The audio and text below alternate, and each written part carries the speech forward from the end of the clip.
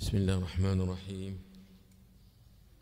الحمد لله رب العالمين، والصلاة والسلام على المبعوث رحمة للعالمين، وأشهد أن لا إله إلا الله وحده لا شريك له، وأشهد أن محمدا عبده ورسوله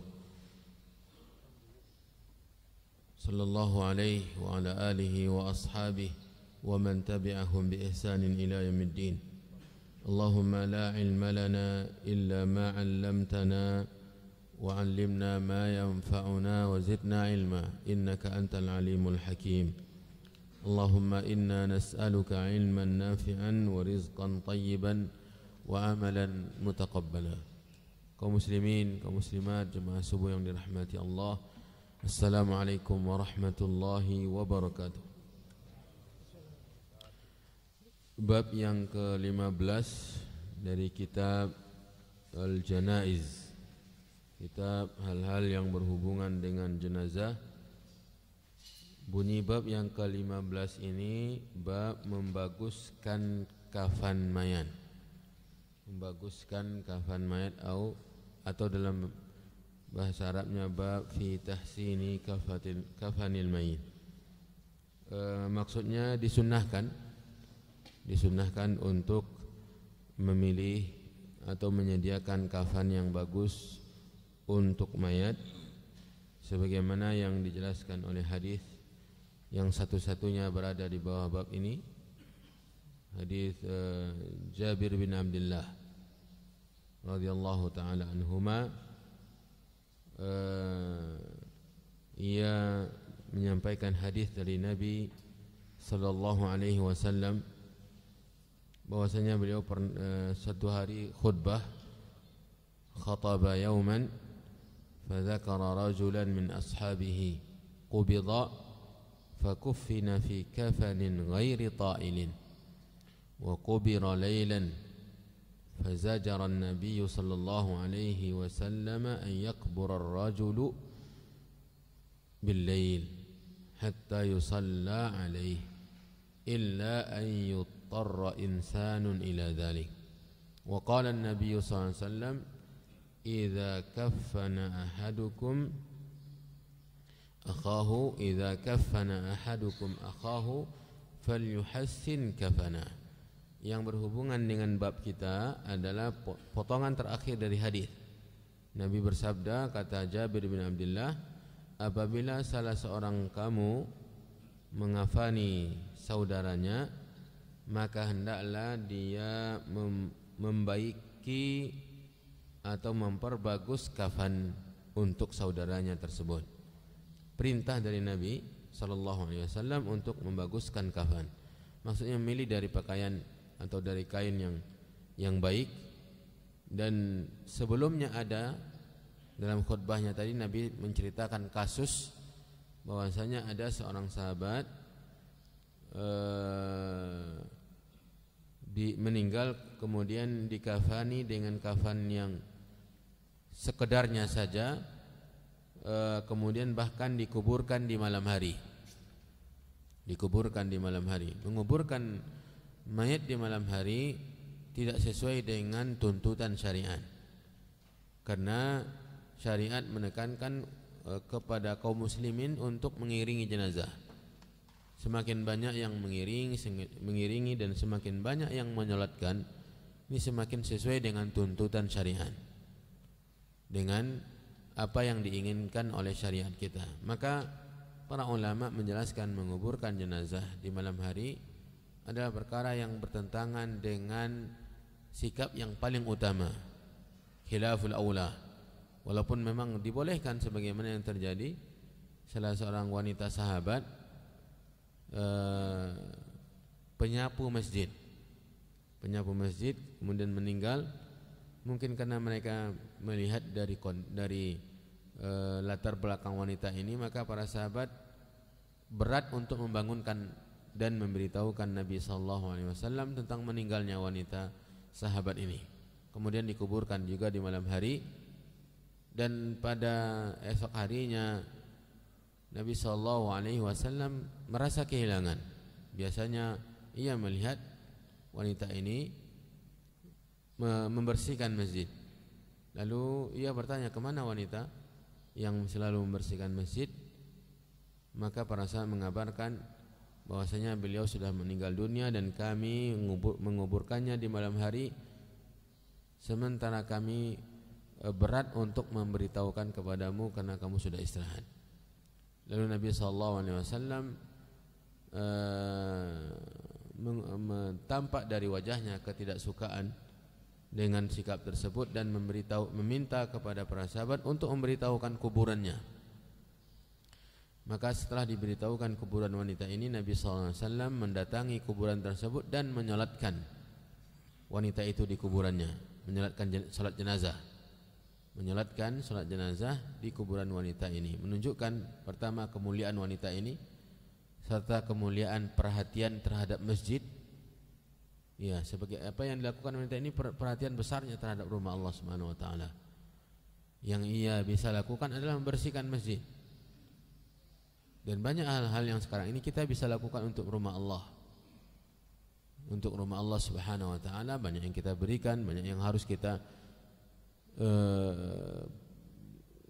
sampaikan untuk rumah Allah Subhanahu wa taala, menunjukkan besarnya perhatian kita kepada rumah Allah. Kemudian Nabi SAW tidak mengingkari dan tidak mengatakan bahwasanya penguburan itu bertentangan dengan syariat dan tidak murka semurka-murkanya, tetapi dia mungkin tidak suka dengan sikap para sahabat dalam tanda petik tidak terlalu mementingkan wanita ini, padahal di pandangan Nabi wanita ini sangat mulia, menunjukkan bahwasanya menguburkan jenazah di malam hari boleh, tetapi seperti yang kita ibaratkan tadi, bertentangan dengan sikap yang paling utama. Karena di malam hari siapa yang hadir? Di malam hari siapa yang akan hadir, dan semakin memperkecil kemungkinan bagi orang-orang untuk ikut menyolatkan, mengantarkan ke kuburan dan seterusnya. Jadi laki-laki sahabat ini dikuburkan di malam hari, kemudian ternyata kafannya pun tidak baik. Ini Nabi SAW sengaja memasukkan dalam materi khutbah, mengingatkan para sahabat, seperti yang diceritakan oleh Jabir bin Abdullah. Dan di ujung hadis Nabi SAW baru mengingatkan tentang perintahnya, barang siapa yang mengafani saudaranya maka usahakan mencari atau menggunakan kafan yang bagus, kafan yang bagus. Inilah hadisnya dan sesuai sekali dengan bunyi bab yang dibuat oleh Imam Nawawi. Itu bab yang ke-15. Bagus di sini para ulama menjelaskan bukan harganya yang mahal, dan bahkan para ulama seperti yang dinukilkan oleh Imam Nawawi dalam syarahnya mengharamkan menggunakan kafan dari sutra walaupun sudah meninggal dunia. Walaupun karena memang pengharaman untuk laki-laki memakai sutra yang asli itu ketika ia hidup, khitabnya langsung kepada dia memakai. Begitu juga para ulama menjelaskan tidak dibenarkan menggunakan, mungkin karena menganggap bahwa ini yang terbaik, tetapi yang dimaksud dengan bagus di sini bukan harganya yang, atau bukan melampaui batasan-batasan yang disyaratkan oleh agama kita. Itu kafan yang biasa, yang layak, yang selalu digunakan. Bila perlu mungkin kalaupun harganya sedikit mahal, kita pergunakan karena perintah. Maksud memperbaguskan ini masih umum, artinya boleh menggunakan kafan yang mungkin lebih tinggi nilainya dari kafan yang biasa, karena Nabi SAW memerintahkan demikian. Khitabnya, perintah ini kepada yang masih hidup, menunjukkan bahwasanya apa yang kemarin kita pelajari, bahwasanya biaya kafan ini diambil dari harta yang meninggal, itu bukanlah suatu hal yang sangat yang sangat keras sehingga sama sekali tidak boleh menggunakan harta orang lain. sama sekali tidak boleh menggunakan harta yang tidak. Bukan di sini, justru perintah mengafani di sini kepada orang yang masih hidup. Menunjukkan bisa saja dia menambahkan misalnya harta yang bisa didapatkan dari orang yang meninggal itu hanya kafan yang biasa saja, maka yang masih hidup bisa menambahkan hartanya untuk memperbagus kafan yang akan digunakan sebagai kafan bagi orang yang meninggal ini. Inilah bab yang ke-15 dan kita lanjutkan bab yang ke-16, bersegera dalam membawa jenazah. Ya. Membawa di sini ini saya rasa terlalu sempit karena dalam bahasa Arabnya bab al-isra'u bil janazah. Al-isra' bil janazah. Dia bisa bermakna sempit dan bisa bermakna luas. Yang dituntut oleh syariat kita justru makna yang kedua. Justru makna yang kedua, bukan berarti yang pertama tidak, tetapi dia termasuk dan lebih umum daripada sekedar membawa. Dia dari mulai proses memandikannya, proses mengafani, proses membawa, proses menguburkan, ini semua masuk dalam perintah ini, yaitu bersegera mengurus jenazah. Ya. Kalau hanya sekedar membawa berarti ketika apa yang kita lihat kalau kita berada di Mekah dan Madinah, di Madinah biasanya dari tempat keluar jenazah dia bagian depan masjid itu ke pekuburan Baqi' itu orang setengah berlari. Ini juga dimaksud oleh ayat ini, oleh bab ini, dan justru dia bukan hanya sesempit ini.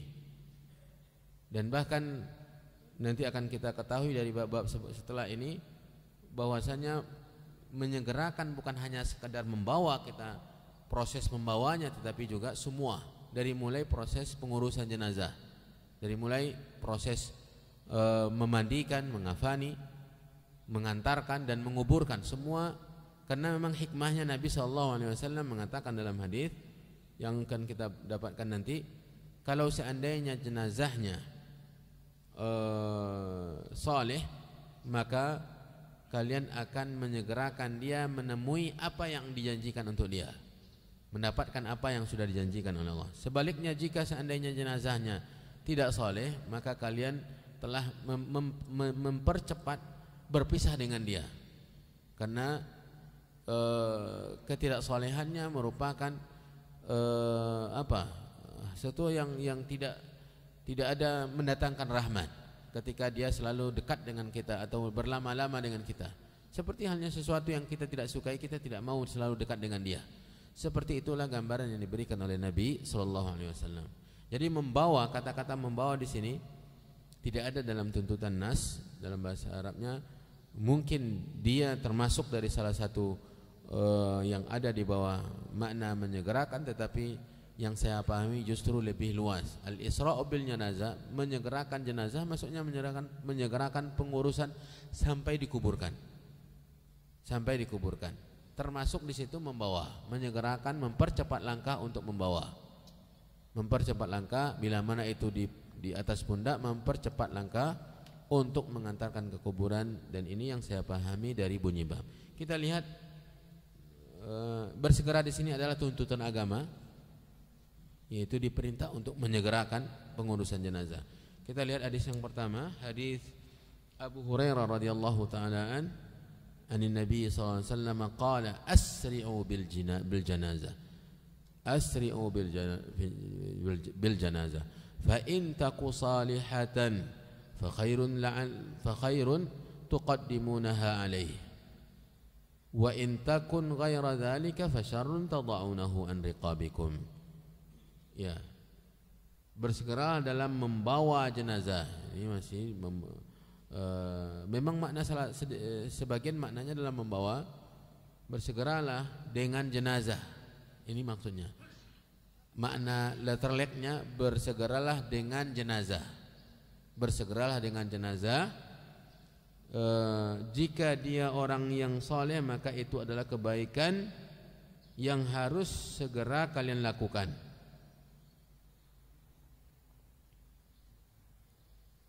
Ya, ini juga keliru terjemahannya.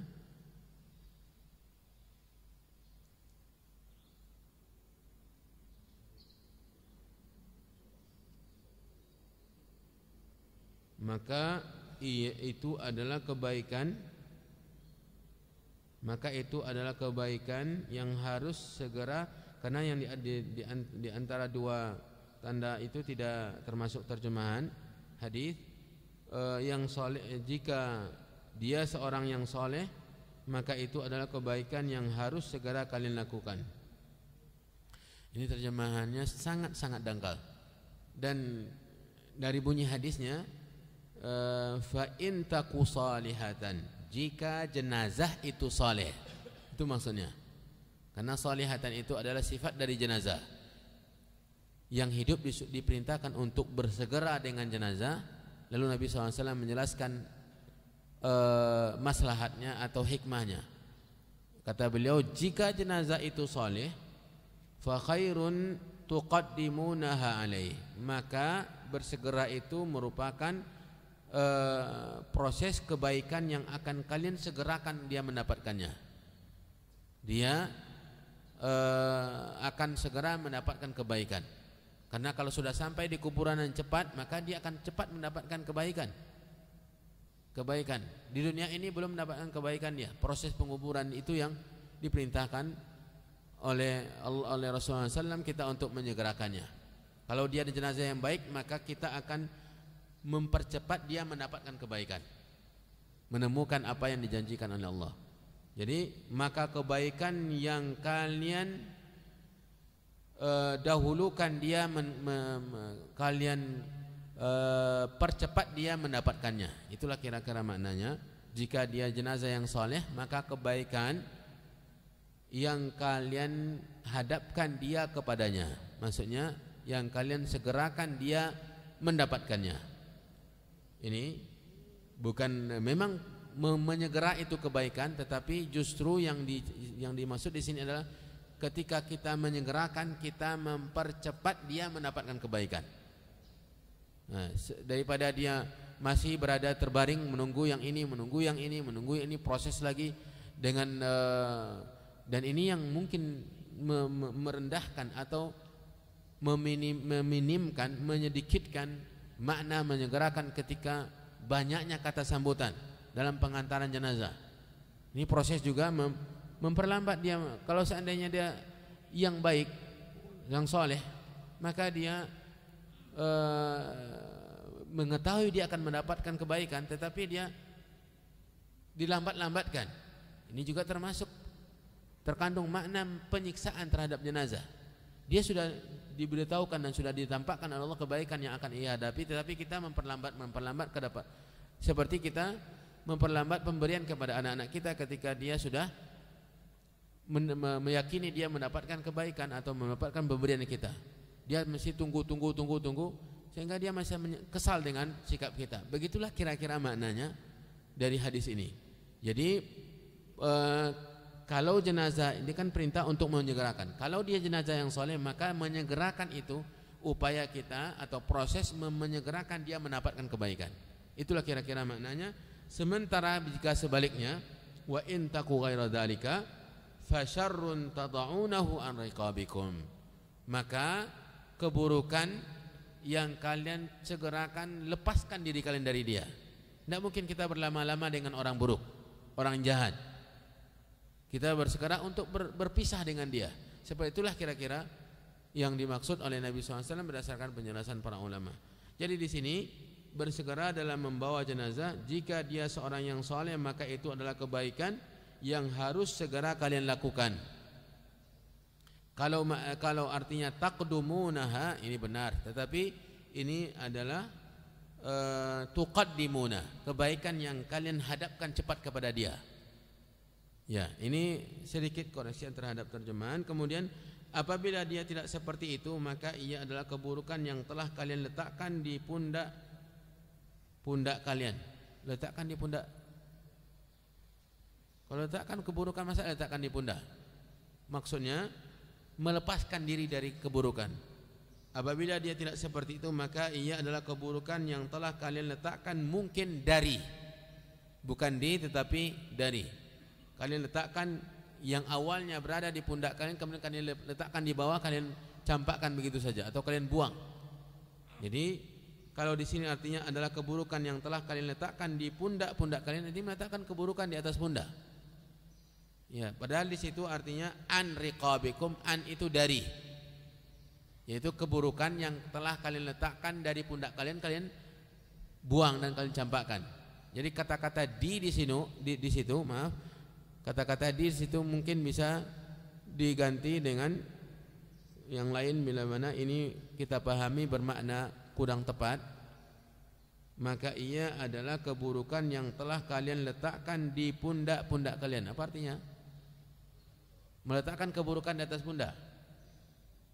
Meletakkan keburukan di atas pundak maksudnya apa? Ya, artinya dia masih suka dengan keburukan, biarlah saya yang menanggungnya. Nah, biarlah saya menanggungnya. Mana ada orang yang mau seperti ini?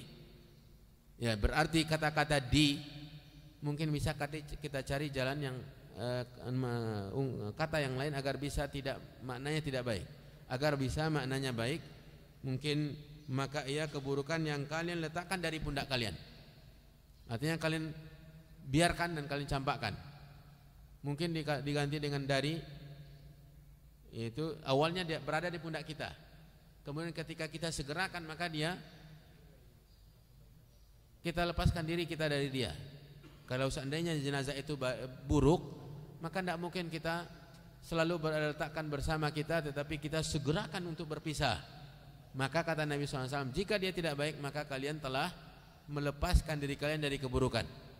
Artinya keburukan yang telah kalian letakkan dari pundak kalian, awalnya berada di pundak kalian, kalian pikul, tetapi sekarang kalian letakkan secepatnya dengan menyegerakan. Itulah kira-kira maknanya. Mungkin kata di situ di bawah, di garis bawahi, di luarnya mungkin bisa diganti atau letakkannya bisa. Maka ia adalah keburukan yang telah kalian lepaskan dari pundak-pundak kalian. Ya, mungkin bisa saja karena asal makna tada'un itu meletakkan memang, tetapi bisa kita gunakan, pokoknya maknanya kita sudah berlepas diri. Maknanya berlepas diri. Bisa saja dirubah apapun, asal maknanya tidak seperti sekarang ini masih memegang keburukan. Yang dimaksud oleh ayat di sini adalah kita berlepas diri dengan bersegera itu, cepat-cepat berlepas diri, meletakkan keburukan itu dari pundak kita. Tidak mau kita tanggung jawab lagi, tidak mau keburukan itu bersama kita lagi. Kita cepatkan dia masukkan ke liang kubur, kemudian kita bebas. Tidak ada urusan apa-apa lagi dengan dia. Tugas kita sebagai orang yang hidup adalah mengurusnya, dan mengurusnya secepat mungkin agar kita tidak berhubungan dengan dia. Itulah kira-kira makna dari hadis ini.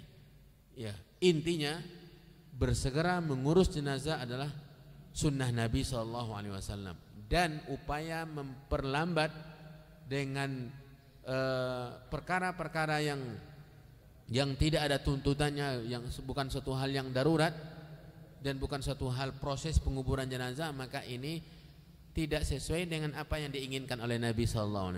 Nabi menginginkan kita cepat-cepat, tetapi kita melakukan proses memperlambat dan bahkan menambahkan ritual-ritual yang tidak pernah dilakukan oleh Nabi SAW.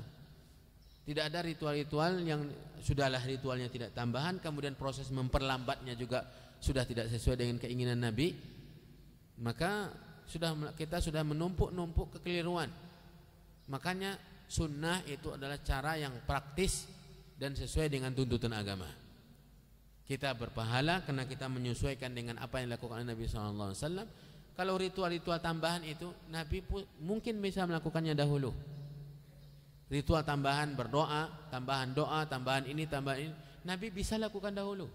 Tidak ada yang menghalangi dia untuk menambah kajian, menambah doa, dan mungkin dia yang paling tepat doanya, yang paling makbul doanya. Tetapi karena memang tidak ada tuntutan dan tidak ada syariat dari Nabi SAW, maka tidak ada seorang pun para sahabat yang mencontohnya, tidak ada seorang sahabat yang melakukannya, saya maksud, dan juga Nabi tidak melakukannya. Makanya sebaik-baik petunjuk adalah petunjuk Nabi SAW. Segerakan, dan bila mana terlambat dengan hal-hal yang sangat mendesak, yang mungkin tidak bisa kita berlepas diri dia, maka suatu hal yang wajar. Tetapi kalau hal-hal yang tidak ada kepentingannya, dan bahkan hal-hal tambahan yang justru kalau itu tidak ada biasa saja, tidak merusak apa-apa, maka ini yang mungkin sesuai dengan apa yang diinginkan oleh Rasulullah SAW. Ini bab yang ke-16, di bawahnya ada beberapa hadis. 1, 2, 3 buah hadis. Ya. Hadis yang terakhir yang nomor 3 itu senada dengan hadis yang tadi nomor yang pertama, yaitu menjelaskan hikmah kenapa Nabi menyuruh kita cepat-cepat mengurus jenazah. Semua pengurusan yang terkait dengan fardu kifayah dalam bahasa kita sekarang ini, dari mulai memandikan, mengafani, menyolatkan, mengantarkan, menguburkan, ini semua proses yang dituntut oleh kita menyegerakan pengurusan. Allahu a'lam. Yang ke-17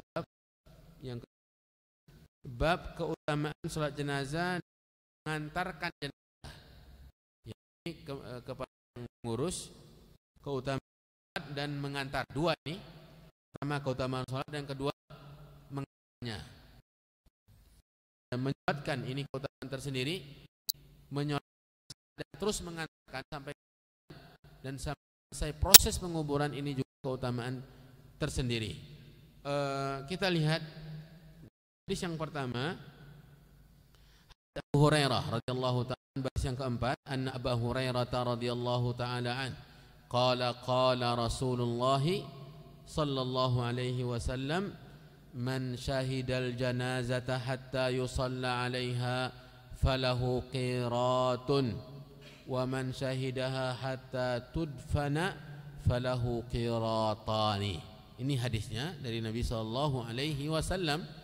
Kata Nabi sallallahu alaihi wasallam, barang siapa yang menghadiri jenazah dan sampai disolatkan, maksudnya akhir dari menghadiri jenazah itu sampai selesai disolatkan, berarti dia ikut menyolatkan, bukan dia berada di situ dan tidak menyolatkan. Ada orang yang mengantarkan jenazah hanya sampai ke masjid, tetapi dia berada di luar masjid. Terkadang bila mana menyolatkan jenazah itu setelah salat fardu pun tidak dilakukannya, tidak ada keutamaan, dia super dosa ini. Dia berada di luar masjid, tidak salat fardu, tidak salat jenazah, padahal dia orang terdekat dengan jenazah. Ini disaksikan dan dilihat oleh mata kepala kita. Tidak salat fardu dia, tidak juga salat jenazah, menyolatkan orang yang terdekatnya, orang tuanya, istrinya, bahkan orang yang terdekat, keluarganya, saudara-saudaranya. Dia berada di luar masjid. Dia berada di luar masjid. Nanti ketika di kuburan, dia yang berada di liang kubur. Dia berada di bawah, di dalam kubur, di dalam lubangnya, dia yang menyambut, dia yang masukkan ke liang lahat. Ini ada orang yang tipenya seperti ini, tetapi hati kasat, tidak pernah merasa bahwasanya dia nanti suatu saat akan seperti orang-orang yang dia angkat, yang dia masukkan ke liang lahat. Dia tidak mengenal masjid, dia hanya mengantarkan, kemudian menunggu di luar masjid. Tetapi ketika nanti sampai ke kuburan, di kuburan dia yang sering kali ada orang yang dikenal yang seperti ini. Tidak ada yang meninggal kecuali dia yang memasukkan ke liang lahat. Tetapi dia tidak mengenal ibadah, tidak mengenal salat. Ini na'udzubillah, summa na'udzubillah. Betapa kasat dan kerasnya hati seorang manusia yang tidak mengenal dan tidak bisa mengambil ibrah. Padahal mengantarkan jenazah itu dan mengurus jenazah dan bahkan ziarah kubur merupakan pelembut hati. Kita yang sekarang mengurus mereka dan suatu saat kita akan diurus. Kita yang sekarang memandikan, tetapi suatu saat kita akan yang dimandikan. Begitu juga disolatkan, begitu juga yang diantarkan ke kuburan. Ini yang diungkapkan oleh Utsman bin Affan dalam pesannya yang sangat luar biasa, menusuk dada-dada kita, bahwasanya malaikat maut itu ditugaskan oleh Allah dari dahulunya untuk mencabut nyawa yang selama ini dia masih melampaui dan melewati kamu dan hanya mengambil orang lain. Tetapi suatu saat dia akan melewati orang lain dan akan mencarimu, karena bila mana waktunya sudah tiba, tidak akan ada yang bisa menghalanginya. Inilah kondisi kita dalam kehidupan. Berarti menyolatkannya itu yang dimaksud dalam pembahasan kita. Dia sampai proses menyolatkan, ini yang pertama. Kemudian nanti mengantarkan sampai selesai penguburan, ini yang kedua. Yang pertama ini pahalanya disolatkan, Pahalanya adalah 1 qirat. Qirat. Huruf ki ya. Qirat. Pakai ta terakhir, qirat. Ini pahala untuk orang yang menyolatkan. Kemudian wa man syahidaha hatta tudfan, dan barang siapa yang mengiringinya, dia selesai menyolatkan kemudian dia terus mengantarkan sampai selesai proses penguburan, falahu qiratani. Di situ ada tambahan alif dan nun. Qiratun yang pertama, qiratani yang kedua. Keutamaan yang kedua, qiratani 2 qirat. 2 qirat. Kemudian kita tadi mungkin bertanya-tanya apa maksud dari qirat, maka begitu pula lah para sahabat. Ketika Nabi SAW menjelaskan keutamaan mengantarkan jenazah, menghadiri jenazah ini, ketika mengatakan qirat, maka para sahabat bertanya, wa mal qiratani? Mereka bertanya, apa itu qiratani ya Rasulullah? Qala mithlul jabalainil azimain, yaitu pahala yang besarnya seperti 2 gunung yang besar. Pahala untuk 1 qirat itu 1 gunung besar, itu pahala yang didapatkan kalau sekiranya pahala itu berbentuk emas. Dan tidak seperti emas memang. Pahala itu tidak bisa kita samakan dengan emas. Pahala itu adalah balasan yang telah disediakan oleh Allah untuk pelakunya nanti di akhirat. Tidak mungkin bisa disamakan dengan emas sebesar dunia ini. 1 qirat itu tidak bisa disamakan dengan emas sebesar dunia ini, karena itu pahala yang akan didapatkan oleh orang atau pelakunya di akhirat. Jadi sebesar, kalau 2 qirat berarti 2 gunung besar. Ini keutamaan menyolatkan dan keutamaan mengantarkan yang tercakup dalam hadis ini. Kemudian ada tambahan cerita kasus di ujung hadis ini. Intaha hadithu Abi Tahir wa zada al-akharani qala ibn Shihab qala Salim bin Abdullah bin Umar wa kana ibn Umar yusalli 'alaiha thumma yansarifu. Kata Ibnu Shihab, salah seorang perawi, menyampaikan berita dari gurunya Salim bin Abdullah bin Umar, yaitu cucu dari Umar bin Khattab. Cucu Umar bin Khattab, anak dari anaknya Abdullah. Abdullah bin Umar bin Khattab punya anak namanya Salim, dan dia adalah perawi hadis, sebagaimana bapaknya juga perawi hadis Abdullah bin Umar, dan sebagaimana juga kakeknya perawi hadis dari Nabi SAW.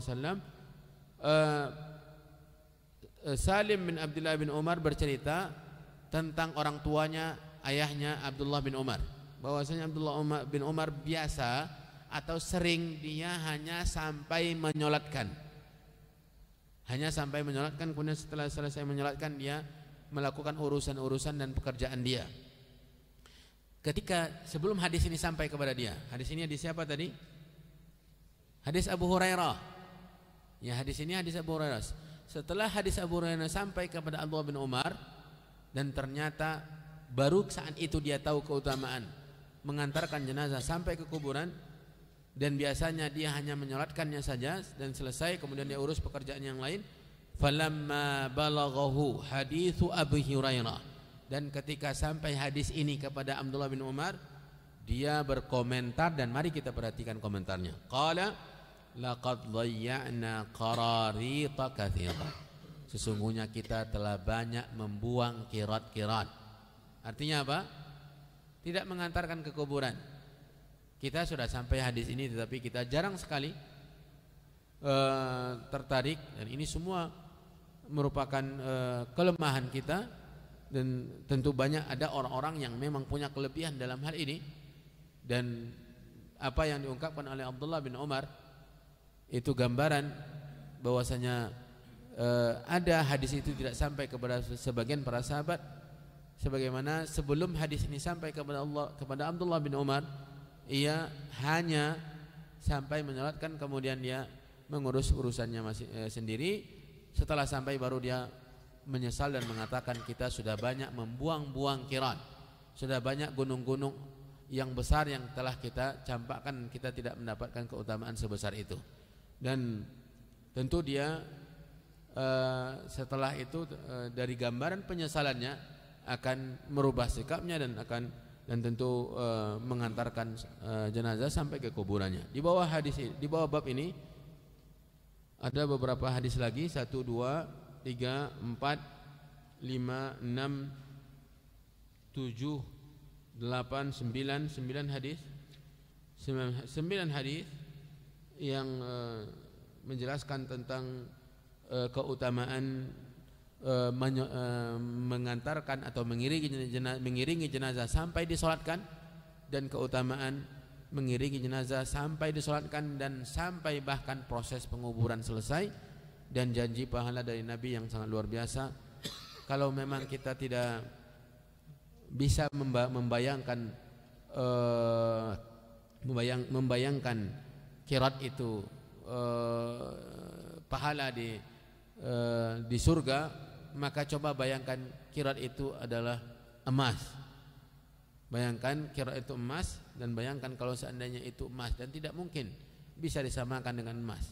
Tetapi itulah pendorong yang mungkin bisa, karena kalau kita pahami kirat itu seperti gunung yang besar, apa artinya gunung bagi kita? Tetapi itu ukuran pahala, ukuran keutamaan yang dijelaskan oleh Nabi SAW. Seperti halnya ketika kita beramal bersedekah, kita mungkin ketika bersedekah kita merasa kurang dan kita hanya sebagai pemberi, kemudian harta kita itu tidak kembali lagi. Tetapi coba bayangkan kalau seandainya kita itu memberi harta dengan tujuan menghutangi. Yang kita hutangi adalah Allah Subhanahu wa taala. Saya bersedekah ini menghutangi Allah, berarti Allah pasti akan membalas.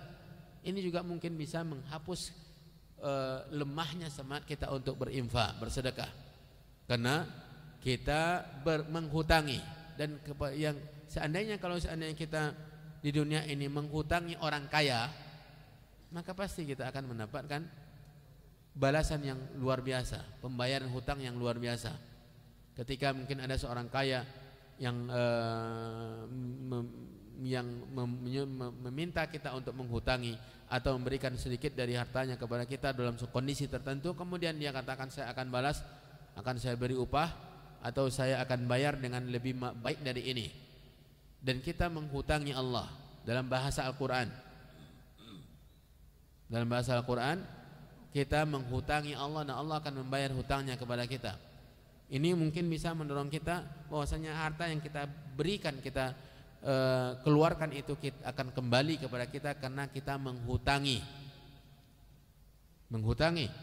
Yang kita hutangi bukan manusia. Terkadang mereka tidak mau melunasinya, tetapi yang kita hutangi adalah Zat yang Maha Kaya, dan bahkan yang kita gunakan untuk menghutangi itu adalah harta dia, milik dia. Jalla fi'ula. Jadi ini mungkin kaum muslimin, kaum muslimat yang dirahmati oleh Allah Subhanahu wa taala, upaya kita untuk terdorong terus menyolatkan dan mengantarkan jenazah. Jangan anggap itu sebuah gunung yang tidak bisa kita dapatkan apa-apa. Apa artinya sebuah atau dua buah gunung yang besar, tetapi coba bayangkan itu pahala yang disediakan oleh Allah Subhanahu wa taala, ukuran pahala. Dan coba bayangkan itu sebagai emas mungkin yang bernilai bagi kita, tapi itu tidak ada artinya dibandingkan dengan apa yang didapatkan nanti di surga Allah Subhanahu wa taala. Semoga hadis-hadis yang tadi kita sebutkan dari dorongan untuk melecut kita agar bisa memperbanyak pahala, dan telah disediakan cara-caranya dan sarana-sarananya oleh Allah dan Rasulnya, maka kita tinggal berupaya mengumpulkan sebanyak-banyaknya. Semoga Allah Subhanahu wa taala memberkahi perjumpaan kita di pagi hari ini, dan kita cukupkan sampai di situ. Wallahu taala alam, wa sallallahu wasallam wa baraka wa an'am ala nabiyyina Muhammadin wa ala alihi wa sahbihi ajma'in. Subhanakallahumma wa bihamdika asyhadu an la ilaha illa anta astaghfiruka wa atubu ilaik. Wassalamu alaikum warahmatullahi wabarakatuh.